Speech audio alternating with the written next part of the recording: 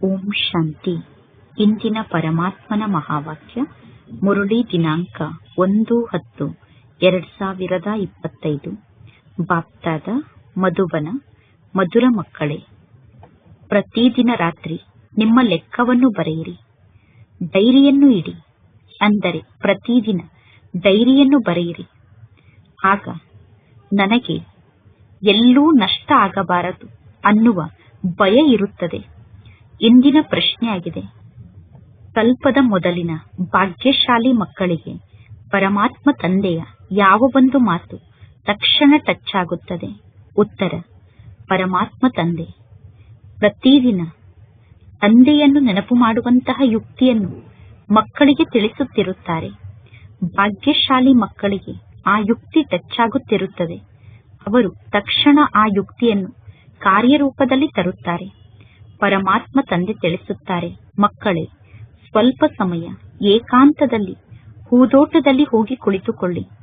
ಪರಮಾತ್ಮ ತಂದೆಯ ಜೊತೆಗೆ ಮಧುರಾತಿ ಮಧುರ ಮಾತನ್ನು ಮಾತನಾಡಿ. ನಿಮ್ಮ ಚಾರ್ಟ್ ಅನ್ನು ಬರೆಯಿರಿ. ಆಗ ನಿಮ್ಮ ಉನ್ನತಿ ಆಗುತ್ತಿರುತ್ತದೆ. ಓಂ ಶಾಂತಿ. ಮಿಲಿಟರಿಯವರಿಗೆ ಎಚ್ಚರಿಕೆಯಿಂದ ಇರಿ, ಅಟೆನ್ಷನ್ ಪ್ಲೀಸ್ ಎಂದು ಮೊದಲು ಎಚ್ಚರಿಕೆಯನ್ನು ನೀಡಲಾಗುತ್ತದೆ. ತಂದೆ ಮಕ್ಕಳಿಗೆ ತಿಳಿಸುತ್ತಾರೆ, ಸ್ವಯಂ ಅನ್ನು ಆತ್ಮ ಎಂದು ನಿಶ್ಚಯ ಮಾಡಿಕೊಂಡು ಪರಮಾತ್ಮ ತಂದೆಯನ್ನು ನೀವು ನೆನಪು ಮಾಡುತ್ತಿರುತ್ತೀರ ತಾನೆ? ಈ ಜ್ಞಾನವನ್ನು ಈ ಸಮಯದಲ್ಲಿ ಪರಮಾತ್ಮ ತಂದೆ ಮಾತ್ರ ನೀಡಲು ಸಾಧ್ಯ ಅನ್ನುವುದನ್ನು ಮಕ್ಕಳಿಗೆ ತಿಳಿಸಲಾಗಿದೆ. ಪರಮಾತ್ಮ ತಂದೆ ಶಿಕ್ಷಣವನ್ನು ಕಲಿಸುತ್ತಾರೆ. ಭಗವಾನ್ ವಾಚಾಗಿದೆ. ಮುಖ್ಯ ಮಾತು ಅಂದರೆ ಇಲ್ಲಿ ಭಗವಂತ ತಂದೆ ಯಾರಾಗಿದ್ದಾರೆ, ಪರಮಾತ್ಮ ತಂದೆ ಯಾವ ಶಿಕ್ಷಣವನ್ನು ಕಲಿಸುತ್ತಾರೆ ಅನ್ನುವ ಮಾತನ್ನು ಮೊದಲು ಅರ್ಥ ಮಾಡಿಕೊಳ್ಳಬೇಕು. ಮತ್ತು ಪರಮಾತ್ಮ ತಂದೆ ಯಾವ ಶಿಕ್ಷಣವನ್ನು ಕಲಿಸುತ್ತಿದ್ದಾರೆ ಅನ್ನುವ ನಿಶ್ಚಯವನ್ನು ಮೊದಲು ಧಾರಣೆ ಮಾಡಿಕೊಳ್ಳಬೇಕು. ನಂತರ ಅತೀಂದ್ರಿಯ ಸುಖದಲ್ಲಿ ಇರಬೇಕು. ಆತ್ಮಕ್ಕೆ ಬಹಳಷ್ಟು ಖುಷಿಯಾಗಬೇಕು. ನಮಗೆ ಬೇಹದ್ದಿನ ತಂದೆ ಸಿಕ್ಕಿದ್ದಾರೆ. ಪರಮಾತ್ಮ ತಂದೆ ಒಮ್ಮೆ ಮಾತ್ರ ಆಸ್ತಿಯನ್ನು ನೀಡುವುದಕ್ಕೋಸ್ಕರ ಬಂದು ಮಕ್ಕಳ ಜೊತೆಗೆ ಮಿಲನವನ್ನು ಮಾಡುತ್ತಾರೆ. ಯಾವ ಆಸ್ತಿ? ಪರಮಾತ್ಮ ತಂದೆ ವಿಶ್ವದ ರಾಜ್ಯಭಾಗ್ಯದ ಆಸ್ತಿಯನ್ನು ನೀಡುತ್ತಾರೆ. 5000 ವರ್ಷದ ಮೊದಲಿನಂತೆ ತಂದೆ ಆಸ್ತಿಯನ್ನು ನೀಡುತ್ತಿದ್ದಾರೆ. ಈಗ ಪರಮಾತ್ಮ ತಂದೆ ಬಂದಿದ್ದಾರೆ ಅನ್ನುವ ಮಾತಿನ ಪಕ್ಕಾ ನಿಶ್ಚಯ ನಿಮಗೆ ಇದೆ. ನಂತರ ತಂದೆ ಸಹಜ ರಾಜಯೋಗವನ್ನು ಕಲಿಸುತ್ತಾರೆ. ಸಹಜ ರಾಜಯೋಗವನ್ನು ತಂದೆ ಕಲಿಸಬೇಕಾಗುತ್ತದೆ. ಪರಮಾತ್ಮ ತಂದೆಯನ್ನು ಬಿಟ್ಟು ಮಕ್ಕಳಿಗೆ ಬೇರೆ ಯಾರು ಸಹಜ ರಾಜಯೋಗವನ್ನು ಕಲಿಸುವುದಿಲ್ಲ. ನಿಮ್ಮ ಬಾಯಿಂದ ತನ್ನಷ್ಟಕ್ಕೆ ತಾನೇ ಮಮ್ಮ ಅಥವಾ ಬಾಬಾ ಅನ್ನುವ ಶಬ್ದ ಬರುತ್ತದೆ. ಏಕೆಂದರೆ ಮಮ್ಮ ಮತ್ತು ಬಾಬಾ ಅನ್ನುವ ಶಬ್ದವನ್ನು ನೀವು ಕೇಳಿಸಿಕೊಳ್ಳುತ್ತೀರ ತಾನೆ? ಇವರು ಆತ್ಮಿಕ ತಂದೆಯಾಗಿದ್ದಾರೆ. ಮಕ್ಕಳಿಗೆ ಆಂತರಿಕ ಗುಪ್ತ ಖುಷಿಯ ನಶೆ ಇರುತ್ತದೆ. ಆತ್ಮವೇ ಶಿಕ್ಷಣವನ್ನು ಕಲಿಯಬೇಕು. ಪರಂಪಿತ ಪರಮಾತ್ಮ ತಂದೆ ಜ್ಞಾನದ ಸಾಗರ ಆಗಿದ್ದಾರೆ. ಪರಮಾತ್ಮ ತಂದೆ ಯಾವುದೇ ಪ್ರಕಾರದ ಶಿಕ್ಷಣವನ್ನು ಕಲಿತಿಲ್ಲ. ಪರಮಾತ್ಮ ತಂದೆಯ ಬಳಿ ಜ್ಞಾನ ಇದೆ. ಯಾವ ಜ್ಞಾನ ಇದೆ? ಪರಮಾತ್ಮ ತಂದೆಯಲ್ಲಿ ಯಾವ ಜ್ಞಾನ ಇದೆ ಅನ್ನುವುದನ್ನು ಆತ್ಮರಾದ ನೀವು ಅರ್ಥ ಮಾಡಿಕೊಂಡಿದ್ದೀರಾ. ಪರಮಾತ್ಮ ತಂದೆಯಲ್ಲಿ ಸೃಷ್ಟಿಯ ಆದಿ ಮಧ್ಯ ಅಂತ್ಯದ ಜ್ಞಾನ ಇದೆ. ಹೇಗೆ ಒಂದು ಧರ್ಮದ ಸ್ಥಾಪನೆ ಆಗುತ್ತದೆ ಮತ್ತು ಅನೇಕ ಧರ್ಮದ ವಿನಾಶ ಆಗುತ್ತದೆ, ಹೇಗೆ ಒಂದು ಧರ್ಮದ ಸ್ಥಾಪನೆ ಆಗುತ್ತದೆ ಮತ್ತು ಸರ್ವ ಧರ್ಮದ ವಿನಾಶ ಆಗುತ್ತದೆ ಅನ್ನುವುದು ಪರಮಾತ್ಮ ತಂದೆಗೆ ಗೊತ್ತಿದೆ. ಆದ್ದರಿಂದ ಪರಮಾತ್ಮ ತಂದೆಗೆ ಎಲ್ಲವನ್ನೂ ಬಲ್ಲಂತವರು, ಅಂದರೆ ಜಾನಿ ಜಾನನ್ಹಾರ್ ಎಂದು ಕರೆಯಲಾಗುತ್ತದೆ. ಜಾನಿ ಜಾನನ್ಹಾರ್ ಅನ್ನುವ ಶಬ್ದದ ಅರ್ಥ ಏನಾಗಿದೆ ಅನ್ನುವುದು ಯಾರಿಗೂ ಸ್ವಲ್ಪ ಕೂಡ ಗೊತ್ತಿಲ್ಲ. ಈಗ ಮಕ್ಕಳಾದ ನಿಮಗೆ ತಂದೆ ತಿಳಿಸಿದ್ದಾರೆ. ಈ ಶ್ಲೋಗನ್ ಅನ್ನು ಅವಶ್ಯವಾಗಿ ಬರೆಯಬೇಕು. ಮನುಷ್ಯರಾಗಿ ಒಂದು ವೇಳೆ ರಚಯಿತನ ಬಗ್ಗೆ ಅರ್ಥ ಮಾಡಿಕೊಳ್ಳದೇ ಇದ್ದರೆ ಮತ್ತು ರಚನೆಯ ಆದಿ ಮಧ್ಯ ಅಂತ್ಯದ ಸಮಯ ಮತ್ತು ಪುನರಾವರ್ತನೆಯ ಬಗ್ಗೆ ಅರ್ಥ ಮಾಡಿಕೊಳ್ಳದೇ ಇದ್ದರೆ ಅವರಿಗೆ ಏನೆಂದು ಕರೆಯಬೇಕು? ಈ ಪುನರಾವರ್ತನೆ ಅನ್ನುವ ಶಬ್ದವನ್ನು ಅವಶ್ಯವಾಗಿ ಬರೆಯಬೇಕು. ರಿಪಿಟೇಷನ್ ಅನ್ನುವ ಶಬ್ದ ಕೂಡ ಬಹಳಷ್ಟು ಅವಶ್ಯಕ ಆಗಿದೆ. ಪ್ರತಿಯೊಂದು ಮಾತಿಗೂ ಕನೆಕ್ಷನ್ ಅಂತೂ ಇರುತ್ತದೆ ತಾನೆ? ಗೀತೆಯ ಭಗವಂತ ಯಾರಾಗಿದ್ದಾರೆ ಅನ್ನುವ ಚಿತ್ರ ಬಹಳಷ್ಟು ಫಸ್ಟ್ ಕ್ಲಾಸ್ ಆಗಿದೆ. ಗೀತೆಯ ಭಗವಂತನ ಬಗ್ಗೆ ಅರ್ಥ ಮಾಡಿಕೊಳ್ಳುವುದರಲ್ಲೇ ಇಡೀ ವಿಶ್ವದವರು ನಂಬರ್ 1 ತಪ್ಪನ್ನು ಮಾಡಿದ್ದಾರೆ. ನಂಬರ್ 1 ತಪ್ಪು ಅಂದರೆ ಗೀತೆಯ ಭಗವಂತ ಯಾರು ಎಂದು ಇಡೀ ವಿಶ್ವದವರು ಅರ್ಥ ಮಾಡಿಕೊಳ್ಳದೇ ಇರುವುದು. ಪರಂಪಿತ ಪರಮಾತ್ಮ ತಂದೆಯನ್ನು ಅರ್ಥ ಮಾಡಿಕೊಳ್ಳದೇ ಇರುವ ಕಾರಣ ಪುನಃ ಎಲ್ಲರೂ ಪರಮಾತ್ಮ ತಂದೆಯ ರೂಪ ಆಗಿದ್ದಾರೆ ಎಂದು ಹೇಳುತ್ತಾರೆ. ಹೇಗೆ ಸಣ್ಣ ಮಕ್ಕಳನ್ನು ಕೇಳಿದರೆ ನೀವು ಯಾರ ಮಕ್ಕಳಾಗಿದ್ದೀರಾ ಎಂದು ಆ ಮಕ್ಕಳು ತಕ್ಷಣ ನಾವು ಇಂಥವರ ಮಕ್ಕಳು ಎಂದು ಹೇಳುತ್ತಾರೆ. ಪುನಃ ನಿಮ್ಮ ತಂದೆ ಯಾರ ಮಗು ಆಗಿದ್ದಾರೆ ಎಂದು ಕೇಳಿದರೆ ಅವರು ಪುನಃ ಇಂಥವರ ಮಗ ಆಗಿದ್ದಾರೆ ಎಂದು ಹೇಳುತ್ತಾರೆ. ನಂತರ ಹೇಳುತ್ತಾರೆ ನಾವು ಇಂಥವರ ಮಕ್ಕಳಾಗಿದ್ದೇವೆ ಎಂದು. ಅದೇ ರೀತಿ ಜಗತ್ತಿನ ಜನರಿಗೆ ಭಗವಂತ ತಂದೆಯ ಬಗ್ಗೆ ಗೊತ್ತಿಲ್ಲ, ಆದ್ದರಿಂದ ನಾವೇ ಭಗವಂತ ಎಂದು ಹೇಳುತ್ತಾರೆ. ಎಷ್ಟೊಂದು ಪರಮಾತ್ಮ ತಂದೆಯ ಪೂಜೆಯನ್ನು ಮಾಡುತ್ತಾರೆ. ಪರಮಾತ್ಮ ತಂದೆಯನ್ನು ಇಷ್ಟೊಂದು ಪೂಜೆ ಮಾಡುತ್ತಿದ್ದರೂ ಕೂಡ ಪರಮಾತ್ಮ ತಂದೆಯ ಬಗ್ಗೆ ಜನರಿಗೆ ಗೊತ್ತಿಲ್ಲ. ಗಾಯನ ಕೂಡ ಇದೆ, ಬ್ರಹ್ಮನ ರಾತ್ರಿ ಎಂದು. ಬ್ರಹ್ಮನ ರಾತ್ರಿ ಅಂದರೆ ಅವಶ್ಯವಾಗಿ ಅದು ಬ್ರಾಹ್ಮಣರಿಗೂ ಕೂಡ ರಾತ್ರಿಯ ಸಮಯವೇ ಆಗಿರಬೇಕು. ಇದೆಲ್ಲ ಧಾರಣೆ ಮಾಡಿಕೊಳ್ಳುವ ಜ್ಞಾನದ ಮಾತಾಗಿದೆ. ಯಾರು ಯೋಗದಲ್ಲಿ ಸ್ಥಿತ ಆಗಿರುತ್ತಾರೋ ಅವರಿಗೆ ಜ್ಞಾನ ಧಾರಣೆ ಆಗುತ್ತದೆ. ನೆನಪಿನ ಬಲ ಎಂದು ಕರೆಯಲಾಗುತ್ತದೆ. ಜ್ಞಾನ ಸಂಪಾದನೆಗೆ ಆಧಾರ ಆಗಿದೆ. ನೆನಪಿನ ಮೂಲಕ ಶಕ್ತಿ ಪ್ರಾಪ್ತಿಯಾಗುತ್ತದೆ. ಆ ಶಕ್ತಿಯ ಮೂಲಕ ನಿಮ್ಮ ವಿಕರ್ಮ ವಿನಾಶ ಆಗುತ್ತದೆ. ನೀವೀಗ ತಂದೆಯ ಜೊತೆಗೆ ಬುದ್ಧಿಯೋಗವನ್ನು ಜೋಡಣೆ ಮಾಡಬೇಕು. ಈ ಜ್ಞಾನವನ್ನು ಈಗ ಪರಮಾತ್ಮ ತಂದೆ ನಮಗೆ ನೀಡುತ್ತಾರೆ. ಪುನಃ ಎಂದು ಈ ಜ್ಞಾನ ಸಿಗಲು ಸಾಧ್ಯ ಇಲ್ಲ. ಪರಮಾತ್ಮ ತಂದೆಯನ್ನು ಬಿಟ್ಟು ಬೇರೆ ಯಾರೂ ಈ ಜ್ಞಾನವನ್ನು ನೀಡಲು ಸಾಧ್ಯ ಇಲ್ಲ. ಇನ್ನು ಉಳಿದಿದ್ದೆಲ್ಲ ಭಕ್ತಿ ಮಾರ್ಗದ ಶಾಸ್ತ್ರ ಆಗಿದೆ. ಕರ್ಮಕಾಂಡ ಕ್ರಿಯೆಗಳು ಎಲ್ಲವೂ ಭಕ್ತಿ ಮಾರ್ಗದ ಶಾಸ್ತ್ರ ಆಗಿದೆ. ಅದಕ್ಕೆ ಜ್ಞಾನ ಎಂದು ಕರೆಯುವುದಿಲ್ಲ. ಆಧ್ಯಾತ್ಮಿಕ ಜ್ಞಾನ ಕೇವಲ ಒಬ್ಬ ತಂದೆಯ ಬಳಿ ಇದೆ. ಆ ಜ್ಞಾನವನ್ನು ಪರಮಾತ್ಮ ತಂದೆ ಬ್ರಾಹ್ಮಣರಿಗೆ ನೀಡುತ್ತಾರೆ. ಬೇರೆ ಯಾರ ಬಳಿಯೂ ಆಧ್ಯಾತ್ಮಿಕ ಜ್ಞಾನ ಇರಲು ಸಾಧ್ಯ ಇಲ್ಲ. ಜಗತ್ತಿನಲ್ಲಿ ಎಷ್ಟೊಂದು ಧರ್ಮ ಇದೆ, ಎಷ್ಟೊಂದು ಮತಪಂಥ ಇದೆ, ಎಷ್ಟೊಂದು ಮತಗಳು ಜಗತ್ತಿನಲ್ಲಿ ಇದೆ. ಈಗ ಮಕ್ಕಳು ಈ ಎಲ್ಲಾ ಜ್ಞಾನದ ಮಾತನ್ನು ತಿಳಿಸಲು ಎಷ್ಟೊಂದು ಪರಿಶ್ರಮವನ್ನು ಪಡಬೇಕಾಗುತ್ತದೆ. ಅನೇಕ ಪ್ರಕಾರದ ಬಿರುಗಾಳಿ ನಿಮ್ಮ ಜೀವನದಲ್ಲಿ ಬರುತ್ತದೆ.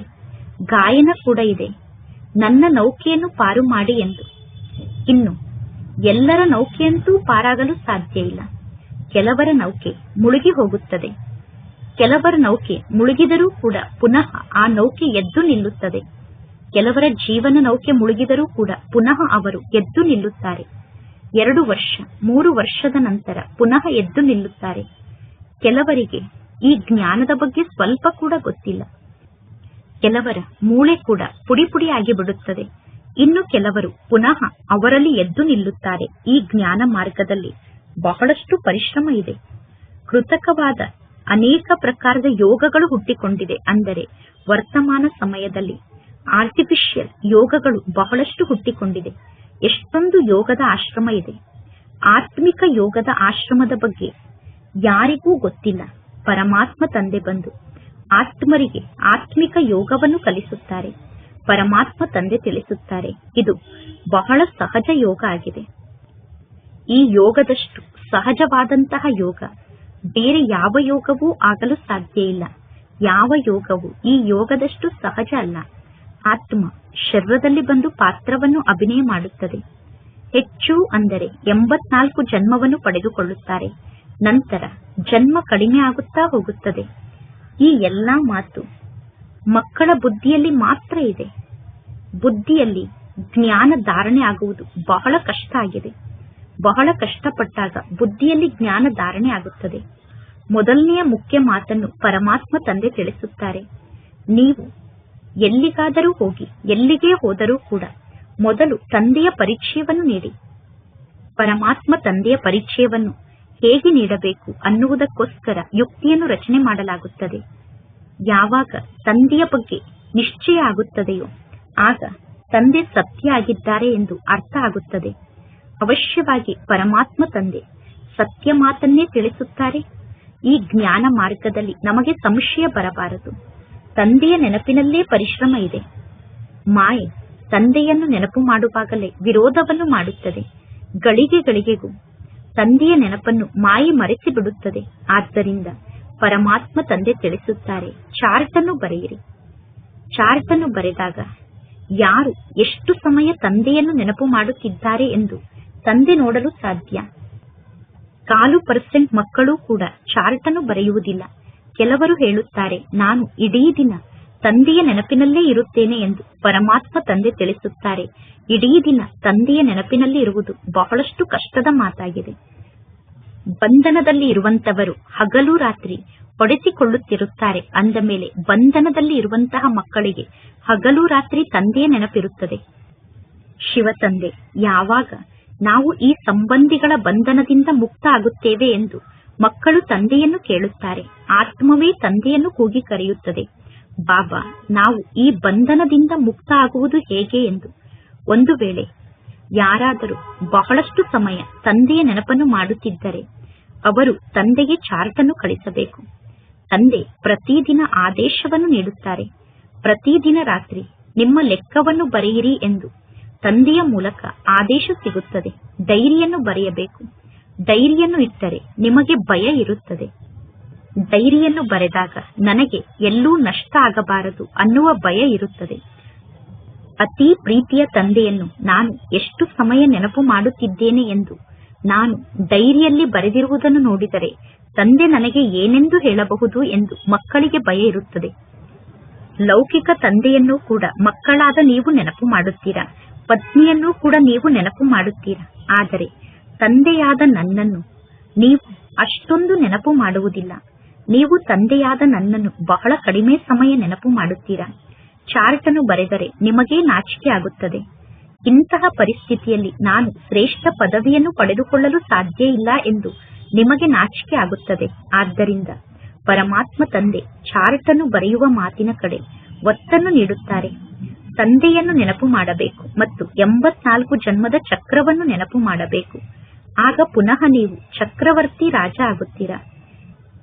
ಅನೇಕರನ್ನು ನೀವು ನಿಮ್ಮ ಸಮಾನ ಮಾಡಿಕೊಂಡರೆ ಆಗ ನೀವು ಪ್ರಜೆಗಳ ಮೇಲೆ ರಾಜ್ಯವನ್ನು ಆಳುತ್ತೀರಾ. ಇದು ರಾಜಯೋಗ ಆಗಿದೆ.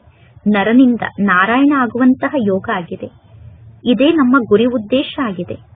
ಹೇಗೆ ಆತ್ಮವನ್ನು ನೋಡಲು ಆಗುವುದಿಲ್ಲ, ಆತ್ಮವನ್ನು ಅರ್ಥ ಮಾಡಿಕೊಳ್ಳಲಾಗುತ್ತದೆ. ಈ ಬ್ರಹ್ಮನ ತನುವಿನಲ್ಲೂ ಕೂಡ ಶಿವ ತಂದೆಯ ಆತ್ಮ ಇದೆ ಅನ್ನುವುದನ್ನು ಅರ್ಥ ಮಾಡಿಕೊಳ್ಳಲಾಗುತ್ತದೆ. ಅವಶ್ಯವಾಗಿ ಲಕ್ಷ್ಮೀನಾರಾಯಣರ ರಾಜ್ಯ ಇರುತ್ತದೆ. ಈ ಲಕ್ಷ್ಮೀನಾರಾಯಣರು ಅವಶ್ಯವಾಗಿ ಎಲ್ಲರಿಗಿಂತ ಜಾಸ್ತಿ ಪರಿಶ್ರಮವನ್ನು ಪಟ್ಟಿದ್ದಾರೆ. ಆದ್ದರಿಂದ ಇವರು ಸ್ಕಾಲರ್ಶಿಪ್ ಅನ್ನು ಪಡೆದುಕೊಂಡಿದ್ದಾರೆ. ಅವಶ್ಯವಾಗಿ ಲಕ್ಷ್ಮೀನಾರಾಯಣರ ಹಿಂದೆ ಬಹಳಷ್ಟು ಜನ ಪ್ರಜೆಗಳಿರುತ್ತಾರೆ. ಈ ಲಕ್ಷ್ಮೀನಾರಾಯಣರು ಅವಶ್ಯವಾಗಿ ಸರ್ವಶ್ರೇಷ್ಠ ಪದವಿಯನ್ನು ಪಡೆದುಕೊಂಡಿದ್ದಾರೆ. ಅಂದ ಮೇಲೆ ಅವಶ್ಯವಾಗಿ ಲಕ್ಷ್ಮೀನಾರಾಯಣ ಆಗುವಂತಹ ಆತ್ಮರು ತಂದೆಯ ಜೊತೆಗೆ ಬಹಳಷ್ಟು ಯೋಗವನ್ನು ಜೋಡಣೆ ಮಾಡಿದ್ದಾರೆ. ಆದ್ದರಿಂದ ಇವರು ಪಾಸ್ಪಿತಾನರಾಗಿದ್ದಾರೆ. ಅಂದ ಮೇಲೆ ನಾನು ಏಕೆ ತಂದೆಯ ಜೊತೆಗೆ ಯೋಗವನ್ನು ಜೋಡಣೆ ಮಾಡಲು ನನಗೆ ಸಾಧ್ಯ ಆಗುತ್ತಿಲ್ಲ, ಏಕೆ ತಂದೆಯ ಜೊತೆಗೆ ನನ್ನ ಯೋಗ ಜೋಡಣೆ ಆಗುತ್ತಿಲ್ಲ ಅನ್ನುವ ಕಾರಣವನ್ನು ನೀವು ಹುಡುಕಬೇಕು. ಉದ್ಯೋಗ ವ್ಯವಹಾರದ ಜಂಜಾಟದಲ್ಲಿ ಬಹಳಷ್ಟು ಬುದ್ಧಿಯೋಗ ಓಡುತ್ತಿರುತ್ತದೆ. ಅಂದ ಮೇಲೆ ಉದ್ಯೋಗ ವ್ಯವಹಾರದಿಂದ ಸ್ವಲ್ಪ ಸಮಯವನ್ನು ಮಾಡಿಕೊಂಡು ಜಾಸ್ತಿ ತಂದೆಯ ನೆನಪಿನ ಕಡೆ ಗಮನವನ್ನು ಕೊಡಬೇಕು. ಸ್ವಲ್ಪ ಸಮಯವನ್ನು ಮಾಡಿಕೊಂಡು ಹೂದೋಟಕ್ಕೆ ಏಕಾಂತದಲ್ಲಿ ಹೋಗಿ ಕುಳಿತುಕೊಳ್ಳಬೇಕು. ಸ್ತ್ರೀಯರು ಈ ರೀತಿ ಹೂದೋಟಕ್ಕೆ ಹೋಗಿ ಕುಳಿತುಕೊಳ್ಳಲು ಆಗುವುದಿಲ್ಲ.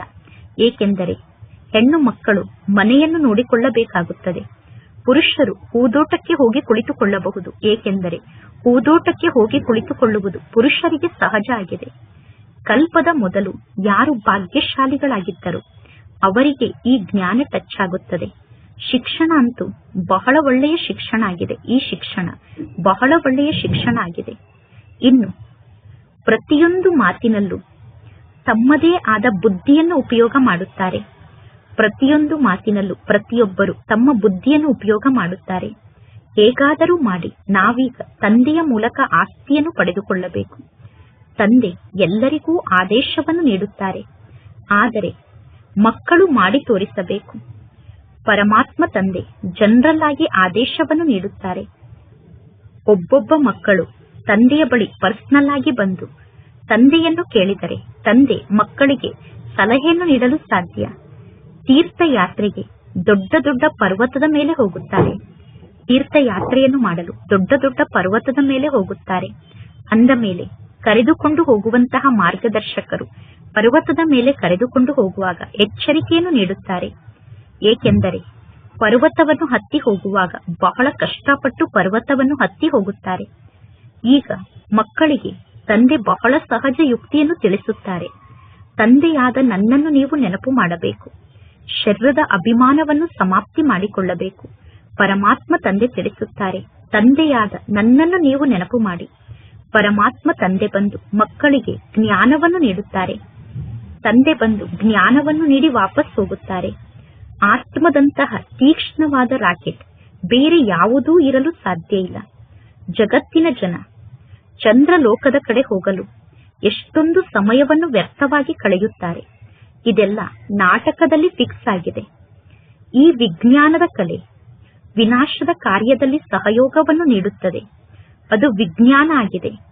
ನಿಮ್ಮ ಬಳಿ ಇರುವಂತಹ ಶಕ್ತಿ ಶಾಂತಿಯ ಶಕ್ತಿಯಾಗಿದೆ. ನೀವೀಗ ಸ್ವಯಂವನ್ನು ಆತ್ಮ ಎಂದು ತಿಳಿದುಕೊಂಡು ಪರಮಾತ್ಮ ತಂದೆಯನ್ನು ನೆನಪು ಮಾಡಬೇಕು. ಇದು ಡೆಡ್ ಸೈಲೆನ್ಸ್ ಆಗಿದೆ. ಆತ್ಮ ಎಂದು ತಿಳಿದುಕೊಂಡು ತಂದೆಯನ್ನು ನೆನಪು ಮಾಡುವಾಗ ಸತ್ತಾಗ ಎಷ್ಟು ಶಾಂತಿ ಇರುತ್ತದೆಯೋ ಅಂತಹ ಶಾಂತಿಯ ಅನುಭವ ಆಗುತ್ತದೆ. ಆತ್ಮನಾದ ನಾನು ಈ ಶರೀರದಿಂದ ಭಿನ್ನ ಆಗಿದ್ದೇನೆ. ನನ್ನ ಈ ಶರೀರ ಹಳೆಯ ಚಪ್ಪಲಾಗಿದೆ. ಸರ್ಪದ ಉದಾಹರಣೆ ನಿಮ್ಮ ಉದಾಹರಣೆಯಾಗಿದೆ. ಆಮೆಯ ಉದಾಹರಣೆ ಕೂಡ ನಿಮ್ಮ ಉದಾಹರಣೆಯಾಗಿದೆ.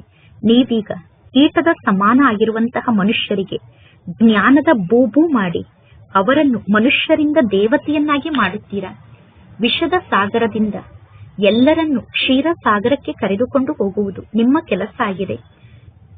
ಸನ್ಯಾಸಿಗಳಂತೆ ನೀವು ಇಲ್ಲಿ ಯಜ್ಞ ತಪ ಮುಂತಾದದ್ದನ್ನು ಮಾಡುವ ಅವಶ್ಯಕತೆ ಇಲ್ಲ. ಭಕ್ತಿ ಮತ್ತು ಜ್ಞಾನ ಎರಡು ಗೃಹಸ್ಥಿಗಳಿಗೋಸ್ಕರ ಆಗಿದೆ. ಸನ್ಯಾಸಿಗಳು ಸತ್ಯಯುಗದಲ್ಲಿ ಬರುವುದಿಲ್ಲ. ಅಂದ ಮೇಲೆ ಈ ಭಕ್ತಿ ಮತ್ತು ಜ್ಞಾನದ ಮಾತನ್ನು ಸನ್ಯಾಸಿಗಳು ಹೇಗೆ ಅರ್ಥ ಮಾಡಿಕೊಳ್ಳಲು ಸಾಧ್ಯ? ಇದೆಲ್ಲ ನಾಟಕದಲ್ಲಿ ಫಿಕ್ಸ್ ಆಗಿದೆ. ಸನ್ಯಾಸಿಗಳ ಮಾರ್ಗ ನಿವೃತ್ತಿ ಮಾರ್ಗ ಆಗಿದೆ. ಯಾರು ಸಂಪೂರ್ಣ 84 ಜನ್ಮವನ್ನು ಪಡೆದುಕೊಂಡಿದ್ದಾರೋ ಅವರೇ ನಾಟಕದ ಅನುಸಾರ ಪುನಃ ಪಾತ್ರವನ್ನು ಮಾಡಲು ಇಲ್ಲಿಗೆ ಬರುತ್ತಾರೆ. ಈ ಜ್ಞಾನ ಮಾರ್ಗಕ್ಕೆ ನಂಬರ್ ವಾರಾಗಿ ಎಲ್ಲರೂ ಬರುತ್ತಾರೆ. ಮಾಯೆ ಬಹಳಷ್ಟು ಶಕ್ತಿಶಾಲಿಯಾಗಿದೆ. ಕಣ್ಣು ಬಹಳಷ್ಟು ಅಪವಿತ್ರ ಆಗುತ್ತದೆ. ಜ್ಞಾನದ 3ನೇ ನೇತ್ರ ಪ್ರಾಪ್ತಿಯಾಗುವುದರಿಂದ ನಿಮ್ಮ ದೃಷ್ಟಿ ಪವಿತ್ರ ದೃಷ್ಟಿ ಆಗುತ್ತದೆ. ನಂತರ ಅರ್ಧ ಕಲ್ಪದವರೆಗೂ ಎಂದು ನಿಮ್ಮ ದೃಷ್ಟಿ ಅಪವಿತ್ರ ದೃಷ್ಟಿ ಆಗುವುದಿಲ್ಲ. ಈ ಕಣ್ಣು ಬಹಳ ದೊಡ್ಡ ಮೋಸಗಾರ ಆಗಿದೆ. ಕಣ್ಣು ಬಹಳಷ್ಟು ಮೋಸವನ್ನು ಮಾಡುತ್ತದೆ. ನೀವು ಎಷ್ಟು ಜಾಸ್ತಿ ಸಮಯ ತಂದೆಯನ್ನು ನೆನಪು ಮಾಡುತ್ತೀರೋ ಅಷ್ಟು ನಿಮ್ಮ ಕರ್ಮೇಂದ್ರಿಯ ಶೀತಲ ಆಗುತ್ತದೆ. ನಂತರ 21 ಜನ್ಮದವರೆಗೂ ನಿಮ್ಮ ಕರ್ಮೇಂದ್ರಿಯ ಚಂಚಲ ಆಗುವುದಿಲ್ಲ. ಸತ್ಯಯುಗದಲ್ಲಿ ಕರ್ಮೇಂದ್ರಿಯದ ಚಂಚಲತೆ ಇರುವುದಿಲ್ಲ. ಸತ್ಯಯುಗದಲ್ಲಿ ಎಲ್ಲಾ ಕರ್ಮೇಂದ್ರಿಯಗಳು ಶಾಂತವಾಗಿರುತ್ತದೆ. ಎಲ್ಲಾ ಕರ್ಮೇಂದ್ರಿಯಗಳು ಸತ್ಯಯುಗದಲ್ಲಿ ಸತೋಗುಣಿಯಾಗಿರುತ್ತದೆ. ದೇಹಾಭಿಮಾನಕ್ಕೆ ವಶ ಆದ ನಂತರ ಎಲ್ಲರೂ ಅಸುರರಾಗಿ ಬಿಡುತ್ತಾರೆ. ಪರಮಾತ್ಮ ತಂದೆ ನಿಮ್ಮನ್ನು ಆತ್ಮ ಅಭಿಮಾನಿಯನ್ನಾಗಿ ಮಾಡುತ್ತಾರೆ. ಅರ್ಧ ಕಲ್ಪಕ್ಕೋಸ್ಕರ ನಿಮಗೆ ತಂದೆಯ ಮೂಲಕ ಆಸ್ತಿ ಸಿಗುತ್ತದೆ. ಯಾರು ಎಷ್ಟು ಜಾಸ್ತಿ ಸಮಯ ಪರಿಶ್ರಮವನ್ನು ಪಡುತ್ತಾರೋ ಅವರಿಗೆ ಅಷ್ಟು ಶ್ರೇಷ್ಠ ಪದವಿ ಸಿಗುತ್ತದೆ. ಆತ್ಮ ಅಭಿಮಾನಿಯಾಗಲು ಪರಿಶ್ರಮವನ್ನು ಪಡಬೇಕು. ನಂತರ ಕರ್ಮೇಂದ್ರಿಯ ಮೋಸವನ್ನು ಮಾಡುವುದಿಲ್ಲ. ಅಂತ್ಯದವರೆಗೂ ಮಾಯೆ ಜೊತೆಗೆ ಯುದ್ಧ ನಡೆಯುತ್ತಿರುತ್ತದೆ. ಯಾವಾಗ ಕರ್ಮಾತೀತ ಸ್ಥಿತಿಯನ್ನು ರೂಪಿಸಿಕೊಳ್ಳುತ್ತೀರೋ ಆಗ ಈ ಯುದ್ಧ ಪ್ರಾರಂಭ ಆಗುತ್ತದೆ. ದಿನ ಪ್ರತಿದಿನ ಕಳೆದಂತೆ ಎಲ್ಲಾ ಕಡೆ ನಿಮ್ಮ ಜ್ಞಾನದ ಪ್ರಚಾರ ಆಗುತ್ತಾ ಹೋಗುತ್ತದೆ.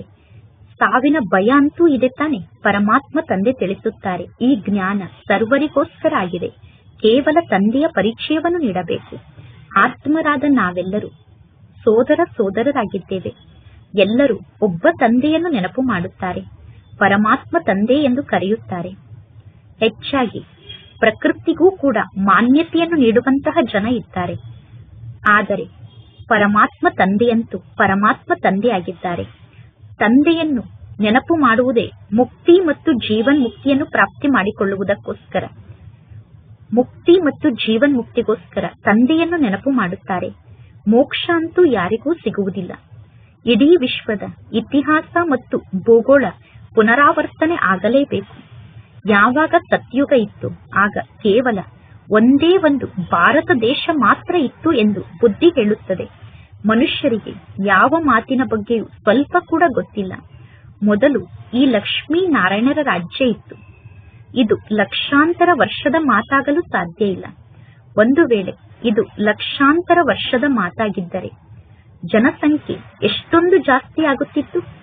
ಪರಮಾತ್ಮ ತಂದೆ ತಿಳಿಸುತ್ತಾರೆ, ಈಗ ಕಲಿಯುಗ ಪೂರ್ಣ ಆಗುತ್ತದೆ, ಸತ್ಯುಗ ಸ್ಥಾಪನೆ ಆಗುತ್ತಿದೆ. ಈಗ ಎಲ್ಲರೂ ತಿಳಿದುಕೊಂಡಿದ್ದಾರೆ, ಕಲಿಯುಗ ಇನ್ನೂ ಸಣ್ಣ ಮಗು ಆಗಿದೆ. ಕಲಿಯುಗದ ಆಯಸ್ಸು ಇನ್ನು ಸಾವಿರಾರು ವರ್ಷ ಎಂದು ಜನ ತಿಳಿದುಕೊಂಡಿದ್ದಾರೆ. ಈಗ ಮಕ್ಕಳಾದ ನಿಮಗೆ ಗೊತ್ತಿದೆ, ಈ ಕಲ್ಪದ ಆಯಸ್ಸೆ 5000 ವರ್ಷ ಆಗಿದೆ. ಭಾರತದಲ್ಲಿ ಪುನಃ ಈ ದೇವತೆಗಳ ರಾಜ್ಯ ಸ್ಥಾಪನೆ ಆಗುತ್ತಾ ಇದೆ.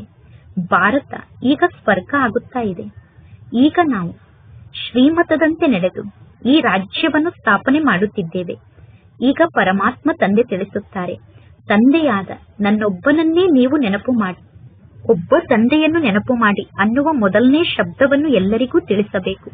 ಎಲ್ಲಿಯವರೆಗೂ ತಂದೆಯ ಬಗ್ಗೆ ನಿಶ್ಚಯ ಇರುವುದಿಲ್ಲವೋ ಅಲ್ಲಿಯವರೆಗೂ ಪ್ರಶ್ನೆಯನ್ನು ಕೇಳುತ್ತಿರುತ್ತಾರೆ.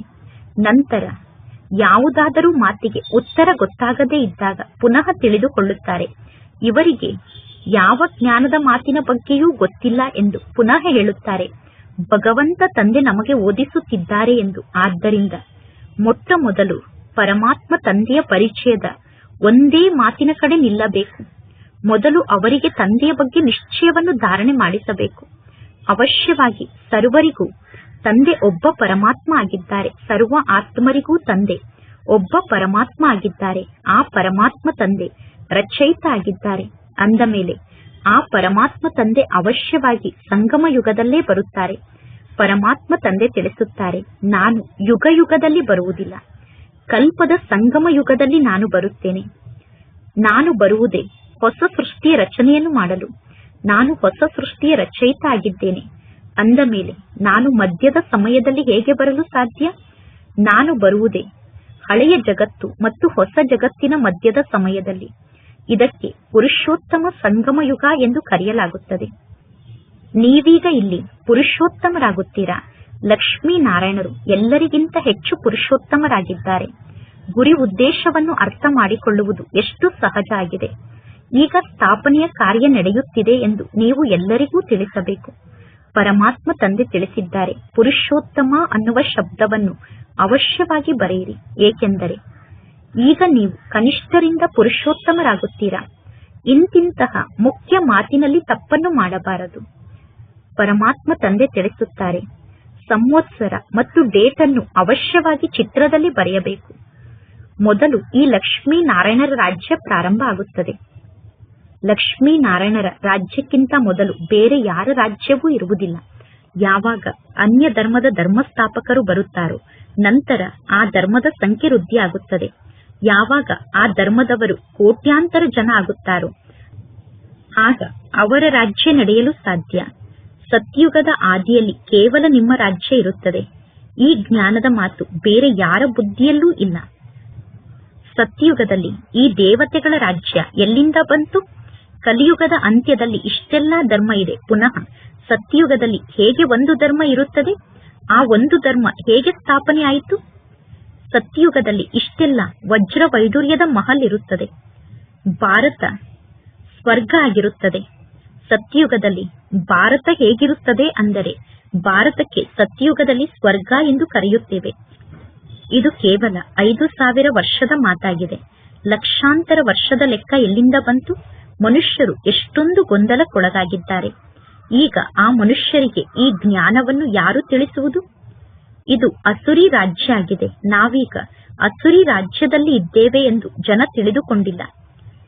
ದೇವತೆಗಳಿಗೆ ಮಹಿಮೆಯನ್ನು ಮಾಡುತ್ತಾರೆ, ದೇವತೆಗಳು ಸರ್ವಗುಣ ಸಂಪನ್ನರಾಗಿದ್ದಾರೆ ಎಂದು. ಅಂದ ಮೇಲೆ ದೇವತೆಗಳಲ್ಲಿ ಪಂಚವಿಕಾರ ಇಲ್ಲ. ಏಕೆಂದರೆ ದೇವತೆಗಳು ಆತ್ಮ ಅಭಿಮಾನಿಯಾಗಿದ್ದಾರೆ. ಆದ್ದರಿಂದ ಪರಮಾತ್ಮ ತಂದೆ ತಿಳಿಸುತ್ತಾರೆ, ಮುಖ್ಯ ಮಾತೇ ತಂದೆಯ ನೆನಪಾಗಿದೆ. 84 ಜನ್ಮವನ್ನು ಪಡೆದುಕೊಳ್ಳುತ್ತಾ ನೀವೀಗ ಪತಿತರಾಗಿದ್ದೀರಾ. ಈಗ ಪುನಃ ಪವಿತ್ರರಾಗಬೇಕು. ಇದು ನಾಟಕದ ಚಕ್ರ ಆಗಿದೆ. ಒಳ್ಳೆಯದು. ಮಧುರಾತಿ ಮಧುರ ಅಗಲಿ ಹೋಗಿ ಮರಳಿ ಸಿಕ್ಕಿರುವ ಮಕ್ಕಳ ಪ್ರತಿ ಮಾತ್ಪಿತಾ ಬಾಪ್ತಾದರವರ ನೆನಪು, ಪ್ರೀತಿ ಹಾಗೂ ಸುಪ್ರಭಾತ. ಆತ್ಮಿಕ ಮಕ್ಕಳಿಗೆ ಆತ್ಮಿಕ ತಂದೆಯ ನಮಸ್ತೆ. ಆತ್ಮಿಕ ತಂದೆಗೆ ಆತ್ಮಿಕ ಮಕ್ಕಳ ನೆನಪು, ಪ್ರೀತಿ ಹಾಗೂ ನಮಸ್ತೆ ನಮಸ್ತೆ ನಮಸ್ತೆ. ಧಾರಣೆಗೋಸ್ಕರ ಮುಖ್ಯ ಸಾರ. ಫಸ್ಟ್ ಪಾಯಿಂಟ್, ಜ್ಞಾನದ ಮೂರನೇ ನೇತ್ರವನ್ನು ಧಾರಣೆ ಮಾಡಿಕೊಂಡು ನಮಗೆ ಮೋಸವನ್ನು ಮಾಡುತ್ತಿರುವ ಕಣ್ಣನ್ನು ಪವಿತ್ರ ದೃಷ್ಟಿಯನ್ನಾಗಿ ಮಾಡಿಕೊಳ್ಳಬೇಕು. ಜ್ಞಾನದ ಮೂರನೇ ನೇತ್ರವನ್ನು ಧಾರಣೆ ಮಾಡಿಕೊಂಡು ಮೋಸಗಾರ ಆದಂತಹ ದೃಷ್ಟಿಯನ್ನು ಪವಿತ್ರ ಮಾಡಿಕೊಳ್ಳಬೇಕು. ನೆನಪಿನ ಮೂಲಕ ಕರ್ಮೇಂದ್ರಿಯ ಶೀತಲ ಆಗುತ್ತದೆ, ಸತೋಗುಣಿ ಆಗುತ್ತದೆ. ಆದ್ದರಿಂದ ನೆನಪಿನಲ್ಲಿ ಇರುವಂತಹ ಪರಿಶ್ರಮವನ್ನು ಪಡಬೇಕು. ಸೆಕೆಂಡ್ ಪಾಯಿಂಟ್, ಉದ್ಯೋಗ ಮುಂತಾದದ್ದನ್ನು ಮಾಡುತ್ತಿದ್ದರೂ ಸಮಯವನ್ನು ಮಾಡಿಕೊಂಡು ಏಕಾಂತದಲ್ಲಿ ಹೋಗಿ ಕುಳಿತು ತಂದೆಯನ್ನು ನೆನಪು ಮಾಡಬೇಕು. ಏಕೆ ತಂದೆಯ ಜೊತೆಗೆ ನನ್ನ ಯೋಗ ಜೋಡಣೆ ಆಗುತ್ತಿಲ್ಲ ಎಂದು ಕಾರಣವನ್ನು ನೋಡಿಕೊಳ್ಳಬೇಕು. ಅವಶ್ಯವಾಗಿ ನಮ್ಮ ಚಾರ್ಟ್ ಅನ್ನು ಇಡಬೇಕು. ಇಂದಿನ ವರದಾನ ಆಗಿದೆ, ಸಹನಾ ಶಕ್ತಿಯ ಮೂಲಕ ಅವಿನಾಶಿ ಮತ್ತು ಮಧುರವಾದ ಫಲವನ್ನು ಪ್ರಾಪ್ತಿ ಮಾಡಿಕೊಳ್ಳುವಂತಹ ಸರ್ವರ ಸ್ನೇಹಿಗಳಾಗಿ. ಸಹನೆಯನ್ನು ಮಾಡಿಕೊಳ್ಳುವುದು ಅಂದರೆ ಸಾಯುವುದಲ್ಲ, ಆದರೆ ಸರ್ವರ ಮನಸ್ಸಿನಲ್ಲೂ ಸ್ನೇಹದಿಂದ ಬದುಕುವುದು. ಎಂತಹ ವಿರೋಧಿಗಳೇ ಇರಬಹುದು, ರಾವಣನಿಗಿಂತ ತೀಕ್ಷ್ಣವಾದಂತವರಿರಬಹುದು. ಒಂದು ಬಾರಿಯಲ್ಲ 10 ಬಾರಿ ಸಹನೆಯನ್ನು ಮಾಡಿಕೊಳ್ಳುವ ಪರಿಸ್ಥಿತಿ ಬರಬಹುದು. ಆದರೂ ಕೂಡ ಸಹನಾ ಶಕ್ತಿಯ ಫಲ ಅವಿನಾಶಿಯಾಗಿದೆ ಮತ್ತು ಮಧುರ ಆಗಿದೆ. ಕೇವಲ ನಾನು ಇಷ್ಟೊಂದು ಸಹನೆಯನ್ನು ಮಾಡಿಕೊಂಡೆ ಅನ್ನುವ ಭಾವನೆಯನ್ನು ಇಟ್ಟುಕೊಳ್ಳಬೇಡಿ. ಇವರೂ ಕೂಡ ಸ್ವಲ್ಪ ಸಹನೆಯನ್ನು ಮಾಡಿಕೊಳ್ಳಲಿ ಎಂದು ಭಾವನೆಯನ್ನು ಇಟ್ಟುಕೊಳ್ಳಬೇಡಿ. ಅಲ್ಪ ಕಾಲದ ಫಲದ ಭಾವನೆಯ ಇಚ್ಛೆಯನ್ನು ಇಟ್ಟುಕೊಳ್ಳಬೇಡಿ. ದಯಾ ಭಾವನೆಯನ್ನು ಇಟ್ಟುಕೊಳ್ಳಿ. ಇದು ಸೇವಾ ಭಾವನೆ ಆಗಿದೆ. ಯಾರು ಸೇವಾ ಭಾವನೆಯನ್ನು ಇಟ್ಟುಕೊಂಡಿದ್ದಾರೋ ಅವರು ಸರ್ವರ ದುರ್ಬಲತೆಗಳನ್ನು ಸಮಾವೇಶ ಮಾಡಿಕೊಳ್ಳುತ್ತಾರೆ. ಯಾರು ಎಂದೂ ಅವರನ್ನು ಎದುರಿಸಲು ಸಾಧ್ಯ ಇಲ್ಲ. ಇಂದಿನ ಶ್ಲೋಗನ್ ಆಗಿದೆ, ಕಳೆದು ಹೋದಂತಹ ಮಾತನ್ನು ಮರೆತು ಬಿಡಿ. ಕಳೆದು ಹೋದ ಮಾತಿನ ಮೂಲಕ ಶಿಕ್ಷಣವನ್ನು ಕಲಿತು ಮುಂದಿಗೋಸ್ಕರ ಎಚ್ಚರಿಕೆಯಿಂದ ಇರಿ. ಇಂದಿನ ಅವ್ಯಕ್ತ ಸೂಚನೆಯಾಗಿದೆ, ಸ್ವಯಂಗೋಸ್ಕರ ಮತ್ತು ಸರ್ವರಿಗೋಸ್ಕರ ಮನಸ್ಸಿನ ಮೂಲಕ ಯೋಗದ ಶಕ್ತಿಯ ಪ್ರಯೋಗವನ್ನು ಮಾಡಿ. ಹೇಗೆ ಬಾಪ್ತಾದರವರಿಗೆ ದಯೆ ಬರುತ್ತದೆ, ಅದೇ ರೀತಿ ಮಕ್ಕಳಾದ ನೀವು ಕೂಡ ಮಾಸ್ಟರ್ ದಯಾಹೃದಯಗಳಾಗಿ ನಿಮ್ಮ ಮನಸ್ಸಿನ ವೃತ್ತಿಯ ಮೂಲಕ, ವಾಯುಮಂಡಲದ ಮೂಲಕ ಆತ್ಮರಿಗೆ ತಂದೆಯ ಮೂಲಕ ಪ್ರಾಪ್ತಿಯಾದಂತಹ ಶಕ್ತಿಯನ್ನು ನೀಡಿ. ಈಗ ಸ್ವಲ್ಪೇ ಸಮಯದಲ್ಲಿ ಇಡೀ ವಿಶ್ವದ ಸೇವೆಯನ್ನು ಸಂಪನ್ನಗೊಳಿಸಬೇಕು. ತತ್ವ ಸಹಿತವಾಗಿ ಸರ್ವರನ್ನೂ ಪಾವನ ಮಾಡಬೇಕು. ಆದ್ದರಿಂದ ಮನಸ್ಸಿನ ಮೂಲಕ ತೀವ್ರ ಗತಿಯಿಂದ ಸೇವೆಯನ್ನು ಮಾಡಿ. ಯೋಗದ ಶಕ್ತಿಯನ್ನು ಪ್ರಯೋಗ ಮಾಡಿ. ಒಳ್ಳೆಯದು. ಓಂ ಶಾಂತಿ.